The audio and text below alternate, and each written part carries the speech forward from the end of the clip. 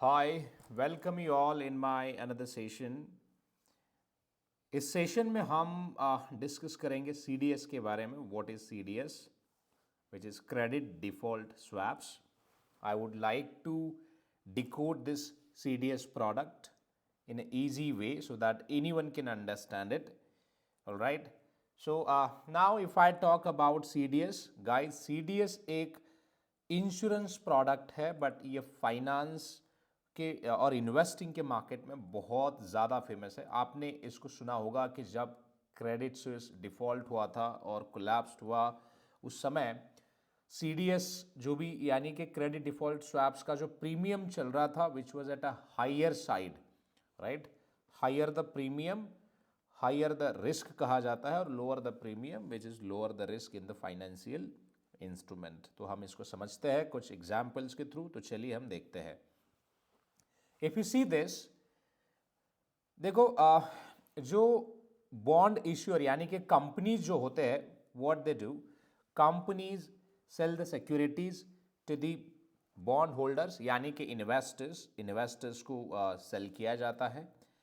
अभी जब इन्वेस्टर्स के पास कोई सिक्योरिटी आती है यानी कि बॉन्ड वो आता है, तो उसको तब तक ही वैल्यू है जब तक जो भी इश्यूअर है उसकी फाइनेंशियल हेल्थ जो है वो अच्छी है. जिस दिन भी जो फाइनेंशियल हेल्थ अगर डगमगा जाती है इश्यूअर की, तो समझ जाइए कि इश्यूअर की जो कैपेसिटी है principal plus interest rate repay करने की, वो नहीं बचती है. तो इसका मतलब ये है कि वो ये बोल सकता है आई हैव नो कैश. सो इसका मतलब क्या है? So that issuer is looking for bankruptcy, or maybe you can say in another word like issuer just want to announce as a default on payment. and जब वो default on payment करता है तो सबसे ज़्यादा रिस्क होती है, और जो CDS का प्रीमियम भी है वो बहुत ज़्यादा होता है. तो ऐसा क्यों होता है उसको भी हम समझते हैं. तो देखो, लॉजिक सिंपल है. जो सीडीएस जो इंस्ट्रूमेंट है वो एक इंश्योरेंस इंस्ट्रूमेंट है, जो कि यहां पर आप देख रहे हो क्रेडिट प्रोटेक्शन सेलर. वो क्या कह रहा है? Don't worry, I have got you covered. So what it means कि अगर आपके पास कोई इन्वेस्टमेंट है, तो उस इन्वेस्टमेंट को आप क्या करिए, रेगुलर प्रीमियम पे करिए इंश्योरेंस कंपनी को, और उसके बदले में आप एक प्रोटेक्शन ले लीजिए. अभी इसको अनदर वर्ड में if you want to understand, तो चलो कार इंश्योरेंस को हम समझते हैं. कार इंश्योरेंस कैसे वर्कआउट होता है? अगर कार की प्राइस मान के चलिए 10 लाख है, तो हम 10 लाख का एक इंश्योरेंस लेते हैं, और 10 लाख का इंश्योरेंस हम पाने के लिए कुछ प्रीमियम पे करते हैं. एंड अगर इनकेस कुछ हो जाता है, तो जो भी हमारा 10 लाख का इंश्योरेंस का कवर है, उसमें से आप क्या कर सकते हो, वो अमाउंट क्लेम कर सकते हो, विथड्रॉ कर सकते हो. तो यहाँ पर भी वैसे ही चीज़ें काम करती है. नोशनल अमाउंट के हिसाब से CDS का प्रीमियम कैलकुलेट किया जाता है, एंड वो प्रीमियम ट्रेड्स होता है मार्केट में, एंड जो एनुअली एक्सपायर्ड होता है. ऑलराइट.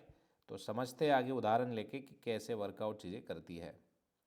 देखो, कोई भी इश्यूअर जब सिक्योरिटी इशू करता है तो वो फेस वैल्यू को करता है, एंड जब मैच्योरिटी होती है तो भी वो फेस वैल्यू को ही होती है. बट अगर किसी भी इश्यूअर की फाइनेंशियल हेल्थ मान के चलिए अगर डगमगा जाती है, तो उस केस में क्या होता है कि उसकी जो फेस वैल्यू है वो डाउन डाउन डाउन हो जाती है.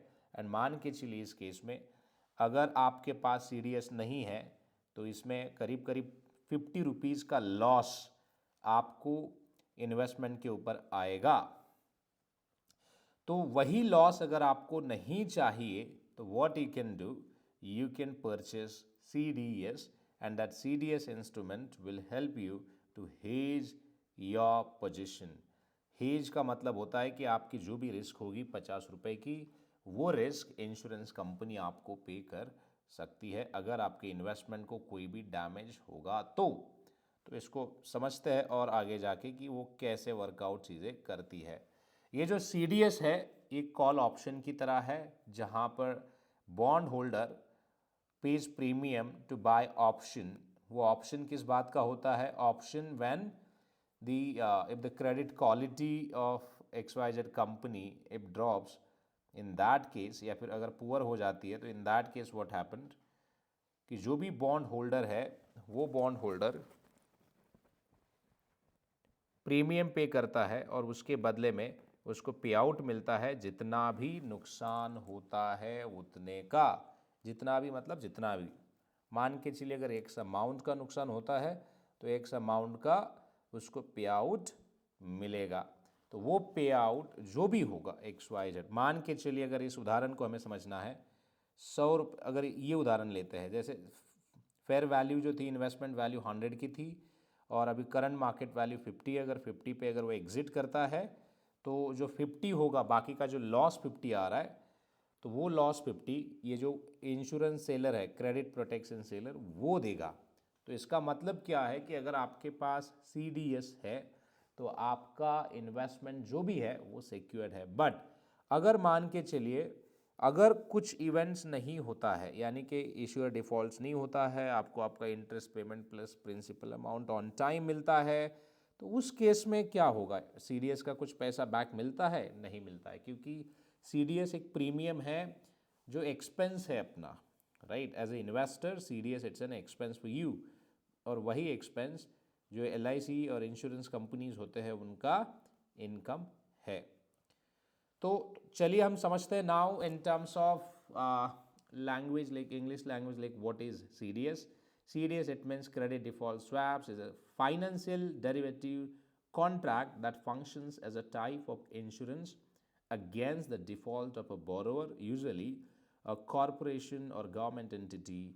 In CDS, one party, the buyer, pays periodic premiums to another party, the seller, in exchange for protection against the risk of a default or credit event, such as bankruptcy or restructuring by references entity, the borrower. If the reference entity defaults, the seller of the CDS compensates the buyer for the loss, typically by paying the face value of the debt minus its recovery value, कि जो हमने देखा 100 और 50 का जो उदाहरण देखा, so which is talking about that. So now let's talk about how we compute the CDS premium. The premium or spread in CDS contract is the annual payment of the buyer makes to the seller as a percentage of the notional amount of the contract, and it is quoted in a basis points, BPS, where 1 basis point equals to 0.01%. So basically how we calculate? We calculate in basis point, BPS. Now let's talk about steps to calculate CDS premium. Notional amount, the face value of the debt being protected, let's say in a 10 million, and CDS spread, the annual premium agreed upon, usually quoted in a basis point, and duration, the length of the contract, typically in years. So we have the examples which we'll discuss in details.